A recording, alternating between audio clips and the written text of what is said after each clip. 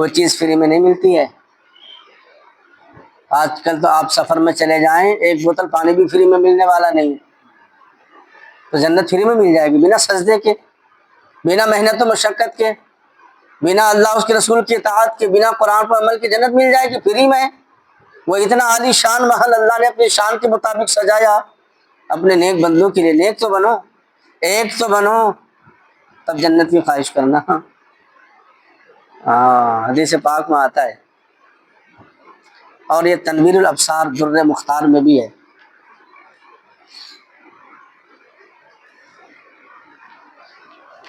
یعنی شیخ ابن حمام رحمۃ اللہ علیہ نے نقل فرمایا کہ ہمارے کثیر مشائخ کا مذہب ہے کہ جماعت واجب ہے، اور اس کا نام سنت اس وجہ سے ہے کہ اس کا وجوب سنت سے ثابت ہے۔ تو لہٰذا ہم اور آپ کو چاہیے کہ جماعت کو ضروری سمجھیں، لازم سمجھیں، اور یہ واجب ہے، جان بوجھ کر نماز نہ چھوڑیں، جماعت نہ چھوڑیں۔ آج کل لوگ سستا کر جماعت چھوڑ دیتے ہیں، اولادیں، جوان اولاد موبائل میں مست ہے، ٹی وی میں مست ہے، باپ کہنے کی ہمت نہیں رکھتا کہ چلو نماز پڑھنے کے لیے۔ ہائے ہائے، تو باپ کا تو کچھ نہیں بگڑے گا، لیکن میں کہتا ہوں نا بار بار، اگر اولاد سے حق بات کہنے میں یا کوئی بات اپنی ضروریات یا دنیاوی یا شرعی بات کہنے میں باپ گھبرائے، ماں گھبرائے، تو پھر اس اولاد کی زندگی کا الٹی گنتی شروع ہو جاتی ہے، پھر وہاں سے اس کا نقصان خسارہ ہونا شروع ہو جاتا ہے۔ تو لہٰذا پیارے ہم اور آپ کو چاہیے کہ اپنے گھر والوں کو، اپنے بچوں کو، اپنے بیویوں کو، بیٹیوں کو، بہنوں کو، اور اپنے پڑوسیوں کو، اپنے عزیز و اقربا رشتہ داروں کو بھی نماز کی تلقین کریں، نماز کی دعوت دیں، اور نیک کام کا حکم دیں، برائی سے روکیں۔ یہ کار خیر ہے، اچھا کام ہے، بہتر کام ہے۔ ہم دنیا میں آئے ہیں تو کچھ کریں۔ آج کل کہتے ہیں نا دنیا میں آئے ہیں تو کچھ کرو، تو کیا کرنا ہے؟ گناہ کرنا ہے، رب کی نافرمانیاں کرنی ہے، دولت جمع کرنا ہے، وہ دولت جس سے تم اپنی زندگی کا ایک سیکنڈ بھی نہیں خرید سکتے۔ دنیا میں آئے ہیں تو کچھ کر کے جاؤ، تو اس کا مطلب کیا ہے؟ رب کی اطاعت کرو، اللہ رسول کی فرما برداری کرو، شریعت پر عمل کرو، شریعت پر عمل کر کے جاؤ، قرآن پر عمل کر کے جاؤ، ماں باپ کی فرما برداری کر کے جاؤ، بزرگوں سے محبت کر کے جاؤ، اللہ کو راضی کر کے جاؤ۔ دنیا میں آیا، اپنے مالک کو راضی نہیں کیا، تو پھر نماز کے اندر انسان کی 4 حالتیں ہوتی ہیں۔ میں نے ایک دفعہ بیان کیا ہے، ایک دفعہ نہیں 2-3 مرتبہ بیان کیا ہے اس بات کو۔ نماز کے اندر 4 حالتیں ہوتی ہیں، 4 حالتیں۔ ایک تو قیام ہے، ایک رکوع ہے، ایک سجدہ ہے، اور ایک قاعدہ ہے۔ اس کی جو وجوہات ہیں میں کل بتاؤں گا، لیکن ایک پہلو بتا رہا ہوں۔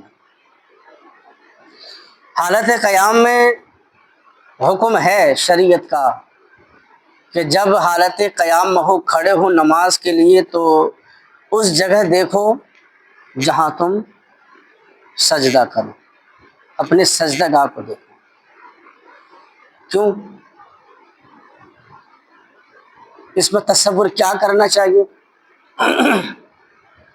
اس میں تصور یہ کرنا چاہیے، حالت قیام میں ہماری نگاہ زمین کے اس حصے پر جس حصے پر ہم نے سجدہ کرنا ہے، اپنے مالک حقیقی کو، اپنی انا کو جھکانا ہے، اپنی انا کو جھکانا ہے، اور اپنی ناک اور پیشانی زمین پر رکھنا ہے، اور اللہ کی تسبیح بیان کرنی ہے۔ اس میں انسان کی عاجزی ہے، اللہ رب العزت کی بڑائی ہے۔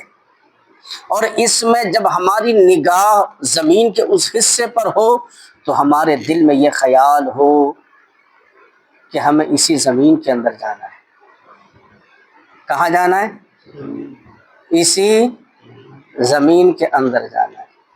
جب انسان کی سوچ یہ پیدا ہو ہمیں اسی کے اندر جانا ہے، تو پھر دنیا کا خیال آئے گا نماز میں؟ نہیں آئے گا نا۔ اب دوسری حالت، رکوع۔ جب انسان رکوع کرے تو شرعی حکم یہ ہے کہ اپنے پیر کے انگوٹھے کو دیکھیں۔ تو کیا تصور کریں؟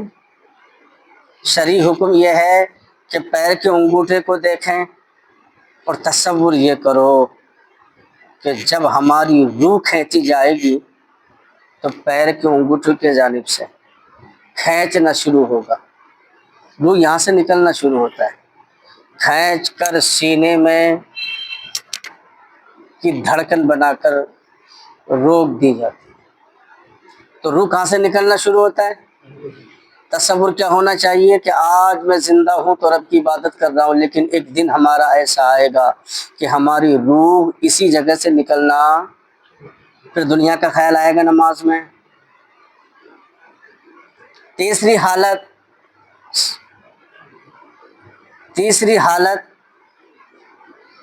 سجدہ ہے، سجدہ۔ تو شرعی حکم کیا ہے کہ جب سجدہ کرو تو اپنی ناک کی طرف دیکھو، اپنی ناک کی طرف دیکھو۔ تصور کیا ہے کہ مرنے کے بعد جسم کے اعضاء میں سے سب سے پہلے خراب ہونے والا اعضاء یہی ہے۔ آج دنیا میں ناک بناتے ہیں، ناک اونچی کرتے ہیں، اس چیز کو جو روح نکلنے کے بعد سب سے پہلے ناک گلنا شروع ہو جائے۔ جب یہ خیال ہو تو آئے گی دنیا، اور جب قاعدے میں بیٹھو تو شرعی حکم یہ ہے کہ اپنے گود کی طرف نگاہ ڈالو۔ کہاں؟ گود کی طرف۔ تصور کیا کہ میں خالی گود آیا ہوں اور خالی گود ہی چلا جاؤں گا۔ جب یہ تصور ہو تو آئے گی دنیا کی دولت، آئے گی کاروبار، آئے گی دنیا کی ادھر ادھر کی باتیں؟ نہیں نا۔ تو ہم اگر اپنی حالت نماز پر اگر سوچ لیں، غور کر لیں، تو ہماری نماز بھی مکمل ہوگی، اس میں خشوع خضوع بھی ہوگا، للہیت بھی ہوگی، نبی پاک صلی اللہ علیہ وسلم کی سنت بھی ادا ہوگی۔ تو پیارے نماز کو نماز کے طریقے سے پڑھیں۔ اللہ تبارک و تعالی ہم سب کو عمل کی توفیق عطا فرمائے، آمین۔ استغفر اللہ ربی من کل ذنب و اتوب الیہ۔